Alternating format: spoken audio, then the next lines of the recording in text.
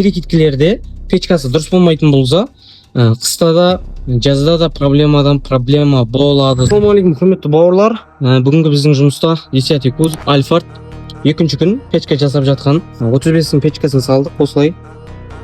Фильтр ар жақта. Осылай сырттан ауа алдыратын қылдық. Штекерлерін бәрін жалғадық. Құдай қаласа қазір тексеріп жинайтын боламыз. Енді мынандай сұрақ.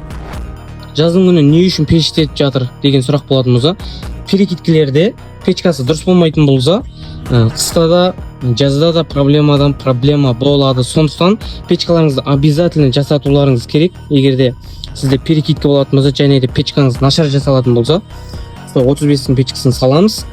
Қазір тексереміз. Содан кейін құдай қаласа печкамызда жаңағы кондерімізде өте тамаша болатын болады, лауы буланбайтын болады, кондерімізде жақсы оратын болады, напор да күшті болатын болады. Егер де сіздің көлігіңізде дәл осындай проблема болып жатса, бізге хабарласыңыздар, Сайлау автоға жасатыңыздар. Сіздермен бірге болған Сайлау авто.